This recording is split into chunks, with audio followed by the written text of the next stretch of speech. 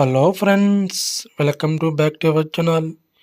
Friends, ఎవరైతే TS high court 2025 నోటిఫికేషన్స్కి apply చేసుకున్నారో వాళ్ళకి ఉపయోగపడే విధంగా ఈ యొక్క తెలంగాణ హైకోర్టు యొక్క మోడల్ పేపర్స్ అనేవి కూడా మన ఛానల్లో పోస్ట్ చేస్తాను. ఇంకా ఎవరైతే మన ఛానల్ని సబ్స్క్రైబ్ చేసుకోలేదే వెంటనే సబ్స్క్రైబ్ చేసుకోండి. అలాగే ఇలాంటి ఇన్ఫర్మేషన్స్ వీడియోస్ని మీ యొక్క ఫ్రెండ్స్కి షేర్ చేయండి. మీకు ఉపయోగపడుతున్న ఉద్దేశంతో నేను ఈ వీడియో చేస్తున్నాను కాబట్టి చూస్తున్న ప్రతి ఒక్కరు కూడా ఒక లైక్ చేయండి ఫ్రెండ్స్. ఇక టాపిక్లోకి వెళ్ళబోతాం. సింధు నాగరికతలో దున్నిన భూమికి సంబంధించిన ఆనవాలు ఎక్కడ బయటపడ్డాయి? Option 1 Chanhudaro, option 2 Harappa, option 3 Kalibangan, option 4 Mohenjodaro. Correct answer is option 3 కాళీబంగన్లో యొక్క సింధు నాగరికత యొక్క దున్నిన భూమికి సంబంధించిన ఆనవాలు అనేవి బయటపడ్డాయంట ఫ్రెండ్స్. అలాగే రెండవ ప్రశ్న, ప్రతిత్వ సముద్భవం అనే సిద్ధాంతం ఏ మతానికి చెందినది? ఆప్షన్ 1 ఆజీవిక, ఆప్షన్ 2 హిందూ మతం, ఆప్షన్ 3 బౌద్ధ మతం, ఆప్షన్ 4 జైన్ మతం. Correct answer is option 3. ఈ యొక్క ప్రతిత్వ సముద్భవం అనే సిద్ధాంతం అనేది బౌద్ధ మతానికి సంబంధించింది. అలాగే మూడవ ప్రశ్న, చారిత్రక ప్రదేశాలను పరిశీలించండి. ఈ కింది వాటిలో చారిత్రక ప్రదేశాలు ఏమున్నాయో గమనించండి. సాంచి స్తూపం, అజంతా గుహలు, లేపాక్షి దేవాలయం. ఈ పై ప్రదేశాలలో కూడే చిత్రాలను కలిగి ఉన్నవి ఏవి? ఆప్షన్ ఏ మాత్రమే, ఆప్షన్ 2 బి మాత్రమే, ఆప్షన్ 3 సి మాత్రమే, ఆప్షన్ 4 బి మరియు C. Correct answer is option 4 B మరియు సి అనేది అంటే అజంతా గుహలు మరియు లేపాక్షి దేవాలయం అనేది చారిత్రక ప్రదేశాలు. నాలుగవ ప్రశ్న, 1909 సంవత్సరంలో మదన్ లాల్ డ్రింగా లండన్లో ఎవరిని హత్య చేశాడు? Kingsford Jackson, Curzon Wyllie, Michael O Dwyer. Correct answer is option 3 Curzon Wyllie అని 1909 సంవత్సరంలో ఈ మదన్ లాల్ డ్రింగా లండన్లో ఈ యొక్క కర్జన్ అనే వ్యక్తిని హత్య చేశాడు. మరొక ప్రశ్న, ఐదవ ప్రశ్న, రౌలట్ చట్టం ఆమోదించినప్పుడు భారతదేశ వైస్రాయిగా ఎవరు ఉన్నారు? ఇది ఎక్కువగా రిపీట్ అవుతున్న ప్రశ్న ఫ్రెండ్స్, ఐదో ప్రశ్న. కాబట్టి ఎవరైతే ఇండియన్ హిస్టరీ ప్రిపేర్ అవుతున్నారో ఈ యొక్క రౌలట్ చట్టం గురించి చదవాలి. అప్పుడే మీకు ఎక్కువ మార్క్స్ వచ్చే అవకాశం ఉంది.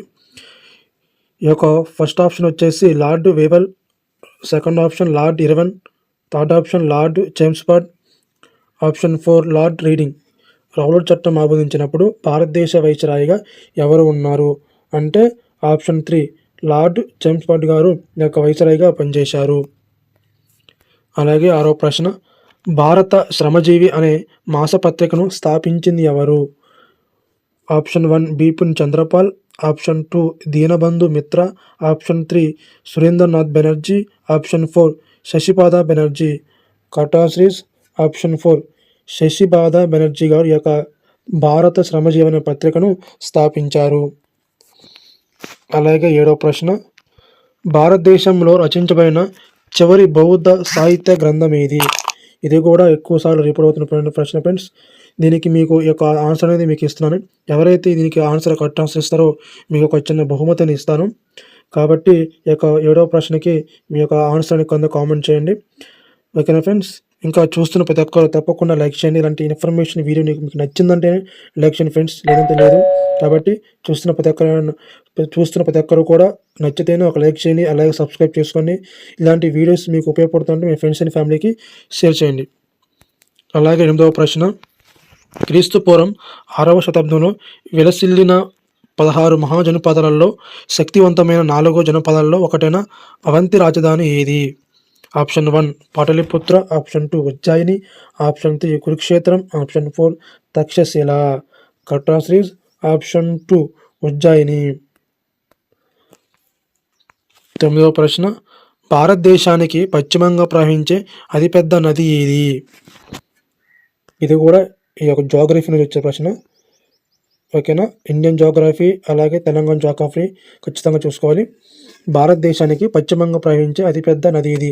ఆప్షన్ 1 గోదావరి, ఆప్షన్ 2 నర్మదా నది, option 3 Krishna, option 4 Tapti. Correct answer is option 2 friends. భారతదేశానికి పశ్చిమంగా ప్రవహించేది నర్మదా నది. ఓకేనా? అలాగే 10వ ప్రశ్న, రైలు మార్గాల పొడవుల్లో అధికంగా గల రాష్ట్రం ఏది? అంటే రైలు మార్గాల్లో అధికంగా ఉన్న రాష్ట్రం ఏది? Option 1 Uttar Pradesh, option 2 Rajasthan, option 3 Maharashtra, option 4 Tamil Nadu.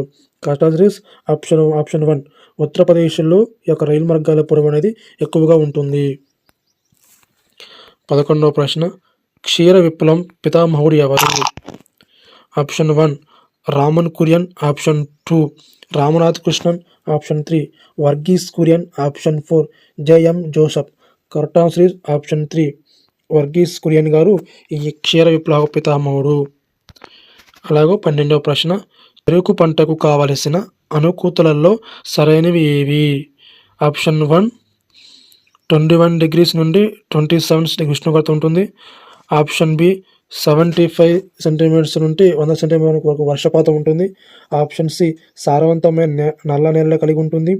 Option D సముద్ర తీరం నుండి వచ్చే తేమతో కూడినతో గాలి అంటూ ఉంటుంది. ఎల్లో correct answer is option 4 ABD అంటే 21 degrees నుండి 27 వరకు ఉష్ణోగ్రత ఉంటుంది. అలాగే 75 సెంటీమీటర్ల నుండి 100 సెంటీమీటర్లకు వర్షపాతం కలిగి ఉంటుంది. అలాగే సముద్ర తీర ప్రాంతం నుండి వచ్చే తేమతో కూడిన గాలి కలిగి ఉంటుంది. మరో ప్రశ్న, వాతావరణపు గాలిలో ఓజోన్ యొక్క మందాన్ని ఈ కింది ఏ యూనిట్లో కొలుస్తారు? పరికరాలు ఫ్రెండ్స్, చాలా ఇంపార్టెంట్. పరికరాల నుంచి కూడా మనకి అసలు టీఎస్ హైకోర్టు అంటే చాలా మంచి నోటిఫికేషను. మీకు చాలా జాబ్ కూడా మీకు చాలా ఈజీగా ఉంటుంది. ఎగ్జామ్ ఇంకా ఈజీగా ఉంటుంది. మీకు ఏ జీకే నుంచి ఏ టాపిక్ నుంచి మీకు ప్రశ్నలు వస్తాయి అనే మీకు కావాలంటే నాకు కింద జీకే అని కామెంట్ చేయండి. మీకు దానికి టీఎస్ హైకోర్టుకు సంబంధించిన ఇవన్నీ కూడా ప్రీవియస్ పేపర్ ప్రశ్నలు అన్నీ కూడా విశ్లేషించి మీకు యొక్క సమాచారాన్ని అందిస్తాను. కాబట్టి మీకు ఇంకా ఇన్ఫర్మేషన్ కావాలంటే నాకు జీకే అని కామెంట్ చేయండి. మీరు తప్పకుండా ఈ యొక్క టీఎస్ హైకోర్టు 2025 నోటిఫికేషన్లో జరగబోయే ఎగ్జామ్కి ఖచ్చితంగా ఈ ప్రశ్నలు ఖచ్చితంగా వస్తాయని నేను చెప్తాను. కాబట్టి ఈ టాపిక్స్ మీకు ఖచ్చితంగా చదువుకోవాలని చెప్తాను. కాబట్టి నాకు చిన్న ఒక లైక్ చేసి కొంచెం సపోర్ట్ చేయండి. వాతావరణపు గాలిలో ఓజోన్ యొక్క మందాన్ని ఈ కింది ఏ యూనిట్లో కొలుస్తారు? Option 1 fathoms, option 2 mho, option 3 micron, option 4 Dobson unit. Correct answer is option 4 Dobson unit ద్వారా ఈ యొక్క వాతావరణపు గాలిలోని ఓజోన్ యొక్క మందాన్ని కొలుస్తారు. అలాగే 14వ ప్రశ్న, ఢిల్లీలోని వాయు కాలుష్యానికి కింది వాటిలో ఏది ఎక్కువగా కారణమవుతుంది? రాజస్థాన్లో వంట చెరుకు వాడకం వల్ల, రాజస్థాన్లోని పంట కోసిన తర్వాత గడ్డి మూలు యొక్క తగలబెట్టడం వల్ల, పంజాబ్లో పంట కోసిన తర్వాత గడ్డి మూలు తగలబెట్టడం వల్ల, లేకపోతే పంజాబ్లో వంట చెరుకు వాడడం వల్ల. కరెక్ట్ ఆన్సర్ ఈస్ ఆప్షన్ 3 పంజాబ్లోని పంట కోసిన తర్వాత గడ్డి మూలు ఉంటాయా, ఆ గడ్డి తగలడం వల్ల ఈ ఢిల్లీలోని వాయు కాలుష్యానికి ఎక్కువ కారణమవుతుంది. 15వ ప్రశ్న చాలా ఇంపార్టెంట్. భరతనాట్యం అనున్నది ఈ కింది వీటి యొక్క సమ్మేళనం. ఇవే ఫ్రెండ్స్ మనకి డిఫరెంట్ క్వశ్చన్స్ ఉంటాయి. మనకి అన్నీ కూడా ఈజీ క్వశ్చన్స్ అనేవి ఇప్పటికి ఉండవు. కొన్ని ఒక 5 or 6 క్వశ్చన్స్ అని డిఫరెంట్గా ఉంటాయి. అందులో 10వ ప్రశ్న అనేది ఒక డిఫరెంట్ చూడండి. భరతనాట్యం అనున్నది ఈ కింది వీటిల్లో సమ్మేళనం. భరతనాట్యం అనేది ఏ రాష్ట్రానికి చెందినది అని అంటే మనం చెప్పొచ్చు. కానీ ఇక్కడ చూడండి, అది దేని యొక్క సమ్మేళనం అని. అది భావమా, ఆప్షన్ 2 రాగమా, ఆప్షన్ 3 తాళమా, ఆప్షన్ 4 పైవన్నీ. ఇందులో ఏంది కరెక్ట్ ఆన్సర్ ఆప్షన్ 5 అండి. భరతనాట్యం అనేది భావం ఉంటుంది, రాగం ఉంటుంది, తాళం కూడా ఉంటుంది. చాలా ఇంపార్టెంట్ ప్రశ్నలు ఉన్నాయి ఫ్రెండ్స్. కాబట్టి ఇలాంటి మరిన్ని ఇన్ఫర్మేషన్ వీడియోస్ ప్రశ్నలు మీకు కావాలంటే మన ఛానల్ని ఇప్పుడే సబ్స్క్రైబ్ చేసుకోండి. ఓకేనా? 16వ ప్రశ్న, వస్తువుల వ్యాయామంలో ఏ వస్తువు ఉత్పత్తి సులభము కాదు అంటే సరైనది కాదు?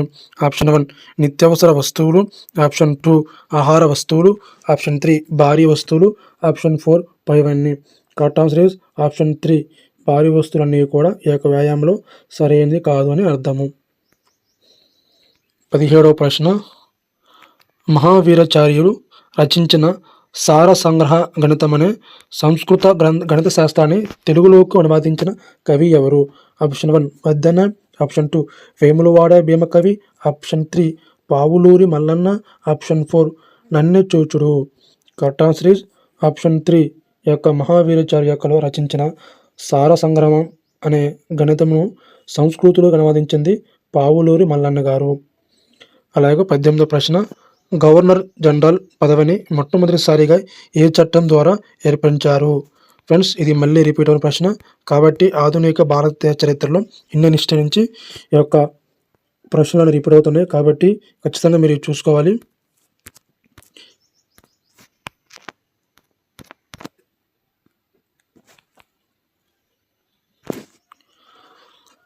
ఆప్షన్ 1 వచ్చేసి భారత ప్రభుత్వం చట్టం 1909, ఆప్షన్ 2 భారత ప్రభుత్వం చట్టం 1919, ఆప్షన్ 3 వచ్చేసి 1861, ఆప్షన్ 4 వచ్చేసి రెగ్యులేటింగ్ చట్టం 1773.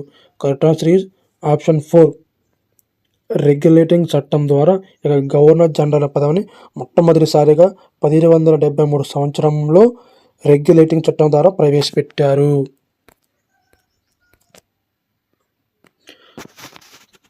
19వ ప్రశ్న, కింది వాటిలో సరిగ్గా జతపరచినది ఏది?